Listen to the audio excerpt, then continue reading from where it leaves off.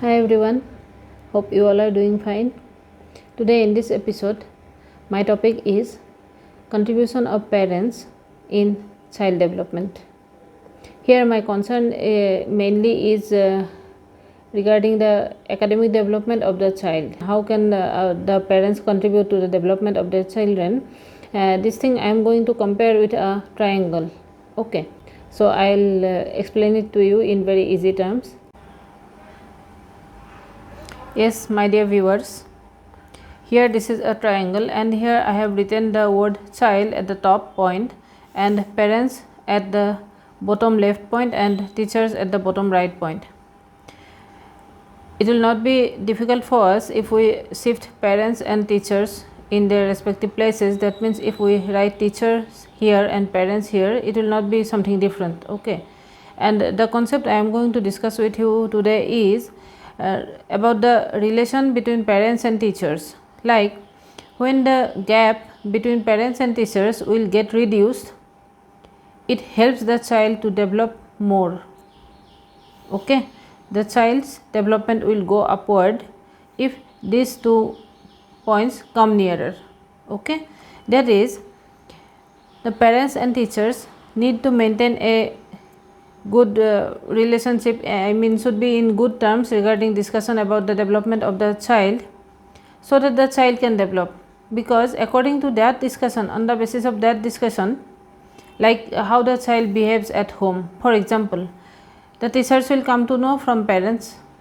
Okay, and how the child behaves at school, how is he performing at school, all these things the parents will come to know from the teachers, and accordingly both of them can help the child grow and develop. Okay, therefore I am here comparing the concept of contribution of parents in child development to a triangle. My dear viewers, we all know that since the day the child starts attending schools, okay, the daily routine, the time period of 24 hours gets divided, okay, for the child. For example, some hours he will be at home with you, some hours he will be at school. Okay, and apart from that, if we consider about tuition times also, then also some part of the 24 hours he will be spending at tuition. So in this case,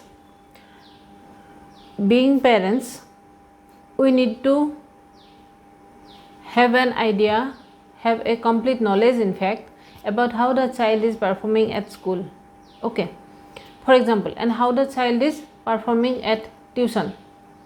Okay, now this concept of tuition, actually not mandatory that every child goes to tuition, but the thing is that, or attends some tuition teacher, but I am telling like in some families we see that the parents don't have that much time to attend to the child, and in some families it so happens, it's not something awkward, it so happens that the parents actually fail to understand the contents of the children's study or syllabus thoroughly, and it is quite obvious and quite perfect for us to acknowledge this thing, that if I don't understand the particular topic of the child's studies, okay, then we should not go ahead to teach him at home. Otherwise it is quite probable that the child will not get any benefit from us. Now here it is very much necessary that the parents and the teachers, that two bottom points of that triangle that I have just shown to you, the two bottom points, that is parents and teachers, these two bottom points should come together to develop the child. Okay, now there are occasional PTMs from time to time, that is called parent teacher meetings held by the schools. Okay, so in that meetings also the parents can discuss with the concerned teacher of his or her ward that how that particular child is, how that child is doing, how he or she is performing in school, in classroom. Okay, that thing will be known from the teacher, and At the same time, so many things can be discussed. If the teacher comes to know from the student that the student doesn't get a good or friendly environment at home for revision of his studies, then that particular point also can be brought to notice of that parent by teacher. Okay, and it can be discussed like how can it be solved or something of that sort. Okay, it can be discussed and it can be solved quite easily. Okay, and at the same time, the home behavior of the child, that is how the child behaves at home, that behavior, home behavior, that should be reported to the teacher, so that if something adverse to the school classroom environment is seen by the teacher, that can also be discussed with the child, and vice versa. The same thing can be done by the parents also at home and the teachers at school, so that the child can develop. For example, in a family, both parents are working or otherwise also, they don't get that much time to sit with their child. Okay, so whatever the parents do at that point, they definitely arrange for some tutors for their child. Okay, now that tutor will take care of the child during that particular period when he or she is teaching the child. The teacher at the school will take care of the child, will look after the child when the child is at school. But after that, the child will be back at home with his or her parents. So the rest of the time is actually the responsibility of the parents. And if we think of today's studies, the way it's going on and the way it's moving, it's quite obvious that after studies at school also and after studies at tuition also, if the child spends at least some time at home revising those particular things, revising those things whatever he has already learned during that day in school and tuition respectively. Okay, if he or she revises that thing also, okay, then also it becomes quite permanent in the child's memory and it helps the child a lot.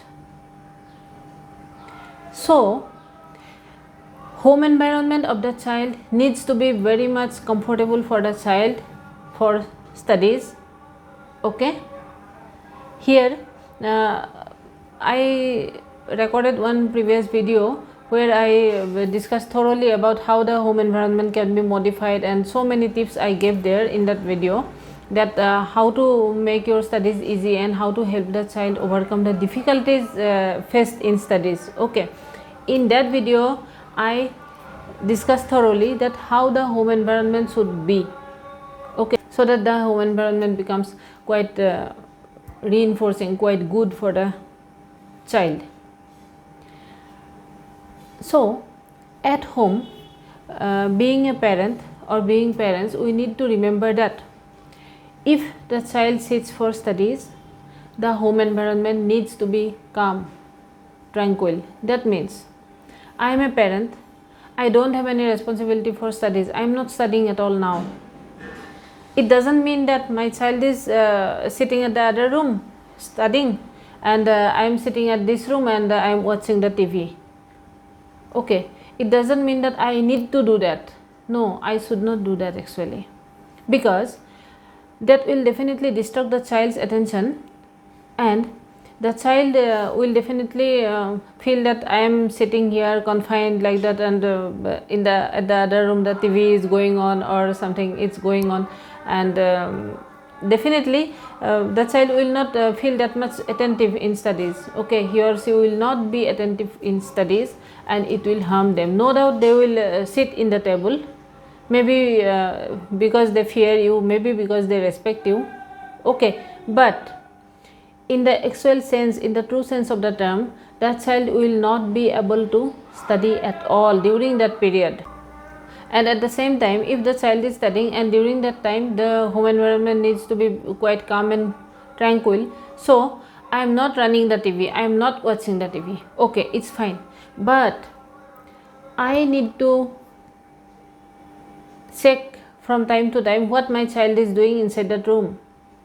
Is he or she really studying? Or is he or she just making some drawings? Means drawings is not useless. I am telling like something irrelevant, doing something irrelevant to studies. Is he or she passing time, just passing time by sitting there because they fear me? Is it like this? Or is the child is actually studying? That thing also we need to keep in mind, that we have to keep a check on it. We need to check it, what the child actually is doing. Okay, another point I would like to tell you. For example, the child goes to school, fine. Then the child attends tuition, maybe online tuition, maybe offline tuition. Maybe the student goes to the teacher's house, or the teacher comes to the student's house, anything maybe.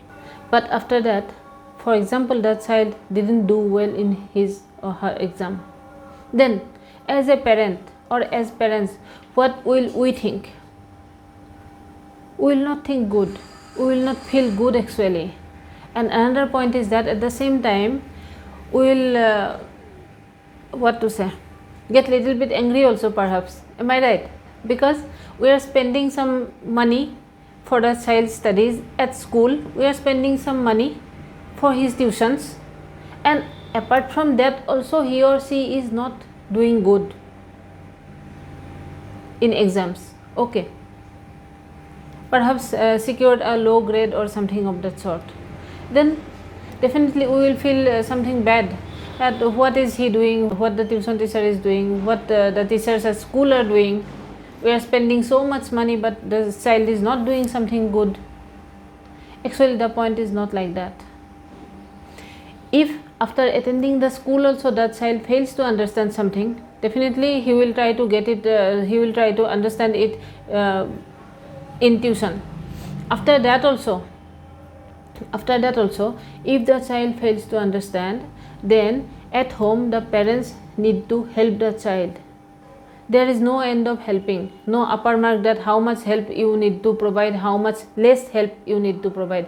There is no upper mark, there is no lower mark. The more you go with the child, the more you help the child, the more he or she will develop. That's the point. Another point, and being a parent, if you are not getting that much time, then also that child can read that thing, study that thing, revise that particular portion, whatever was taught at school or at tuition perhaps, and make proper underlines there, that this point I have some doubt. So the next day he can get it clarified from the tuition teacher or from the school teacher. We can also encourage the child to use the dictionary.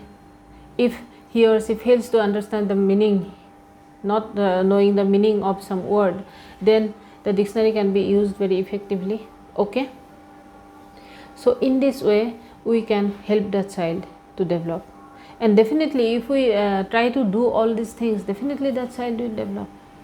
So in this episode, this much I wanted to discuss with you. I hope you all understood it quite well, and if you are quite new to my channel, then kindly subscribe to my channel and keep in touch, and kindly write your queries and write your feelings after watching this video in the comment box below. Thank you so much.